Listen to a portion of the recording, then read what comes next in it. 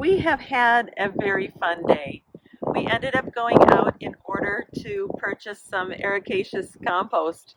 After making lots of phone calls, I finally found a place that sells it.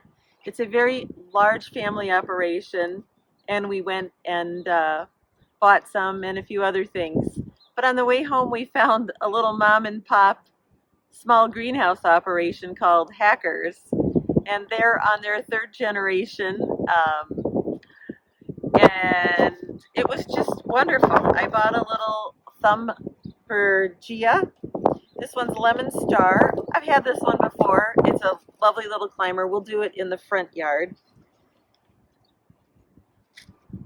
I got a Popsicle Series Lupin because you can never have too many of those in the yard. I got this, which is called a Lobos, another climber for part sun, part shade. Gorgeous color, and it attracts hummingbirds. And some dwarf snapdragon seeds because you can't have too many of those in the garden, right? At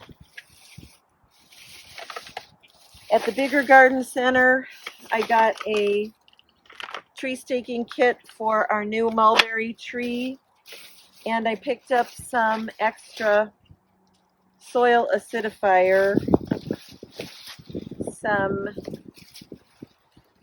humeric acid, and some of that foam wrap wire. I love this stuff for especially the tomatoes when you're winding them up on the cage. So this wasn't planned. I did want to get another couple of plant holders. I think I'm going to do these with the pot tomatoes. They were just so attractive and different. We did a treat yourself with these.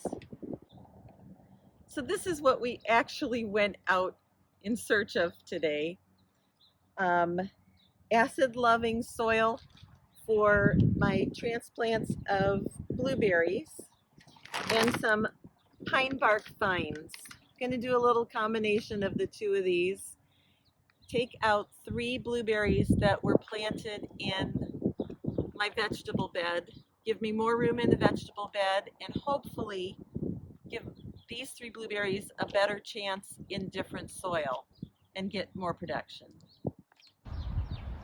So these have been sprouting inside with the intent to actually be winter sown. Cilantro and dill,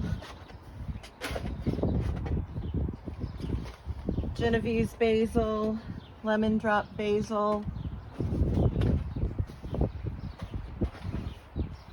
They've all sprouted. This is the Aunt Molly's ground cherries, also known as Cape gooseberries, and they still have not sprouted. But they take a minute, so not worried about that. These are gonna live out here now because I need room inside to get some tomatoes started. It's an exciting day. We've opened all of the winter sowing jugs to see what exactly is going on. I am going to take these and move them into the greenhouse now that it's set up. But let's have a look. So marigolds haven't come to anything yet, but that's not unusual for me. I'm not good with them. Delphiniums are doing fantastic. I've got tons of them. This is parsley and it's doing fab. The spinach is doing fab. This is calibrachoa. I love this for my hanging baskets. Black Prince snaps are doing marvelously. This scarlet peony poppy has a couple, so that's encouraging. These are short snaps and there's lots of them, so I'm going to be able to use those all over in the garden. This is the Marvel of Four Seasons lettuce. That's probably going to go in my tower. And some more spinach. I think this is really going to be happy to be open because it looks like it's really soggy and unhappy. This is a new to me Snapdragon Cherry Bronze, an F1. This is rosemary, always hard to germinate, but we've got quite a few of them. Pansy mix, really old seed, but there are a couple on the edge, so hopefully we'll get a couple. And then yellow marigolds, not doing anything. So that's an update.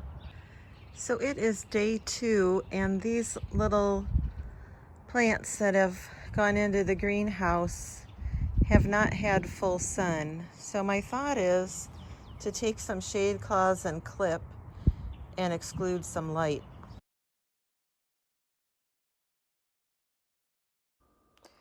So the process begins to move 3 blueberry plants that are in the main growing bed for veggies out and into their own pots.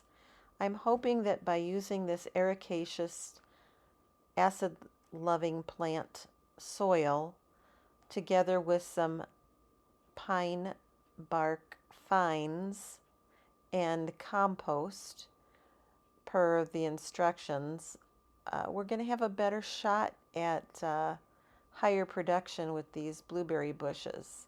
I line the bottom of the planters always with a little bit of landscape fabric to keep the soil from falling through the holes.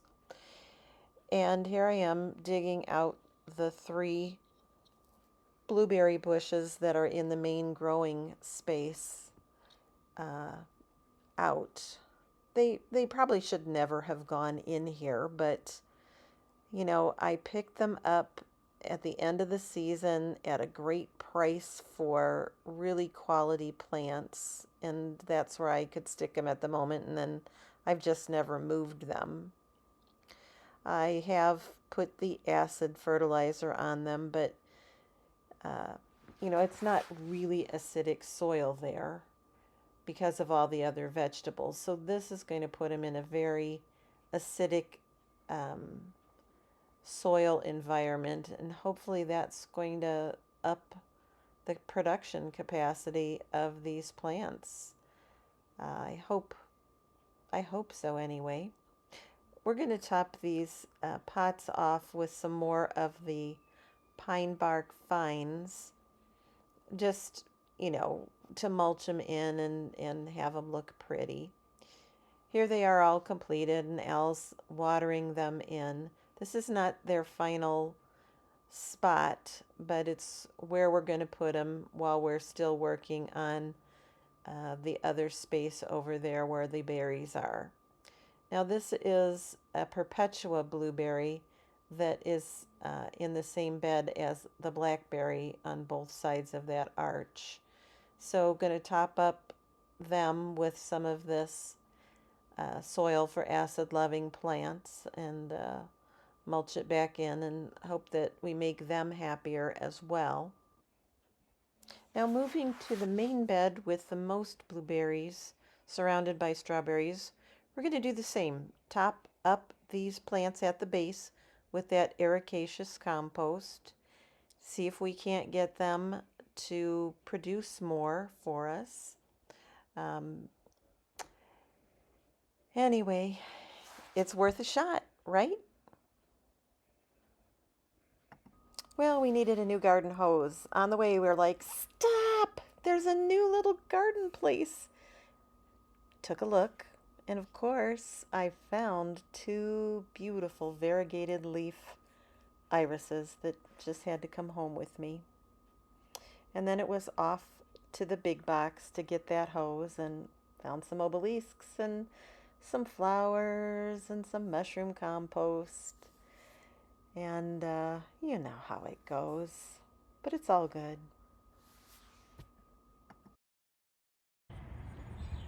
Today is Tomato Day, one of my favorite days. This year I'm doing 12 varieties, and we've uncovered the potting bench that we had covered up for the winter. It's just a little cheapie that I got half price at the end of the season last year.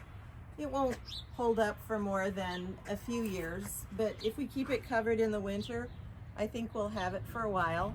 It's nice that it's light because it's easily moved around, and so we moved it over here today in order for me to seed.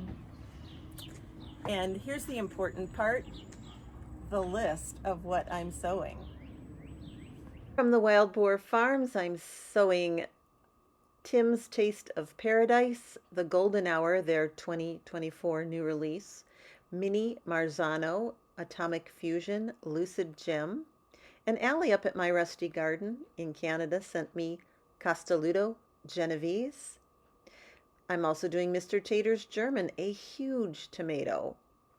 From Steve over at Digwell Green Fingers, I'm doing Britain's Breakfast, Resistimate Pocketbook, Santium Sunrise, and from Wild Boar Farms, Berry's Crazy Cherry, and Dr. Whitey's Yellow.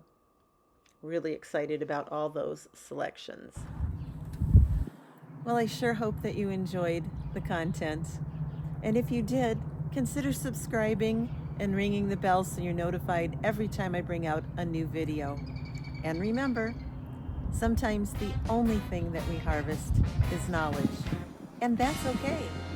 Bye for now, and we'll see you on the next one.